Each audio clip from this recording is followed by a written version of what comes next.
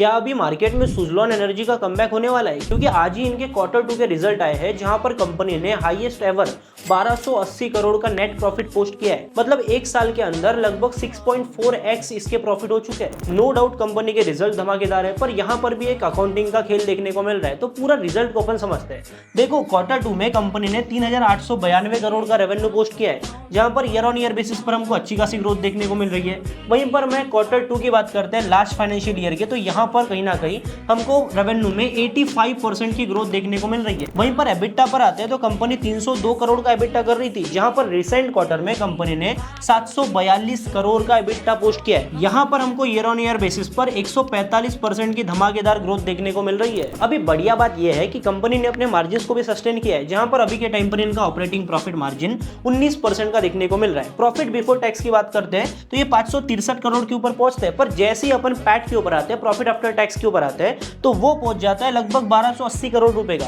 अभी जनरली क्या होता है, कंपनी गवर्नमेंट को टैक्स पे करती है, पर यहां पर इनको नेगेटिव टैक्स देखने को मिल रहा है। मतलब गवर्नमेंट की तरफ से इनको टैक्स रिबेट मिला है, और इसी नेगेटिव टैक्स को बोलते हैं डिफर्ड टैक्स क्रेडिट। अभी आप कंपनी का क्वार्टर 2 के रिजल्ट का डॉक्यूमेंट देखोगे ना, तो यहां पर आपको क्लियरली देखने को मिल जाएगा कि कंपनी को 718 करोड़ का डिफर्ड टैक्स क्रेडिट मिला है। देखो, बेसिकली डिफर्ड टैक्स क्रेडिट क्या होता है वो समझ लेते हैं। जब भी कंपनी काफी टाइम से लॉसेस करती आ रही है, तो उनका डिफर्ड टैक्स असेट जो है वो कैरी फॉरवर्ड होता रहता है। अभी कंपनी जब भी प्रॉफिटेबल हो जाती है, तो ये जो deferred tax asset carry forward होते आ रहे हैं, इनको कंपनी क्लेम कर सकती है और अपने नेट प्रॉफिट में दिखा सकती है। और अकाउंटिंग स्टैंडर्ड 12 के अकॉर्डिंग ये जो प्रैक्टिस है ये बिल्कुल फेयर है। अभी इन टैक्स क्रेडिट के चलते कंपनी के रिजल्ट्स में 4 चांद तो लगे, पर इसका मतलब ये नहीं है कि कंपनी ने ऑपरेशनली ग्रो नहीं किया है। EBITDA हमको क्लियरली दिखाता है कि कहीं ना कहीं EBITDA लेवल पर कंपनी ने काफी ज्यादा ग्रोथ दिखाई है। साथ में अपन डिलीवरीज की बात करते हैं, मतलब टोटल कैपेसिटी इंस्टॉलेशन की बात करते हैं, तो पिछले साल क्वार्टर 2 में कंपनी ने 256 मेगावाट कैपेसिटी इंस्टॉल की थी। वहीं पर अपन रिसेंट क्वार्टर की बात करते हैं तो कंपनी ने पूरे 556 मेगावाट की कैपेसिटी इंस्टॉल की है,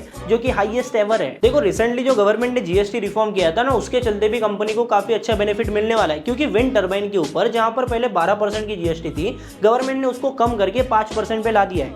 बाकी अभी के टाइम पर जो सुज़लॉन की इंस्टॉल्ड विंड कैपेसिटी है ना, वो लगभग 21 गीगावाट के करीब है, जहां पर इनका टारगेट है कि फाइनेंशियल ईयर 32 तक अपनी इंस्टॉल्ड कैपेसिटी को 122 गीगावाट तक पहुंचाए। देखो, जो पावर सेक्टर की कंपनीज होती है ना, इनके स्टॉक के प्राइस के ऊपर क्वार्टरली रिजल्ट का तो इंपैक्ट पड़ता है, पर इससे भी बड़ा इंपैक्ट तब पड़ता है जब किसी कंपनी को बड़ा ऑर्डर मिलता है। जैसे कि अभी के टाइम पर जो सुज़लॉन एनर्जी की ऑर्डर बुक है ना, वो लगभग 6.24 गीगावाट की है, और अगर इन फ्यूचर कंपनी को और भी बड़े बड़े ऑर्डर्स मिलते हैं, तो उन ऑर्डर्स के साथ में शेयर का प्राइस जो रिएक्ट करता है। तो जब भी आप किसी पावर या फिर इंफ्रास्ट्रक्चर कंपनी में इन्वेस्ट करते हो ना, तो आप उसकी न्यूज को ट्रैक करते रहो, जिसमें आपकी हेल्प कर सकता है स्कैनेक्स।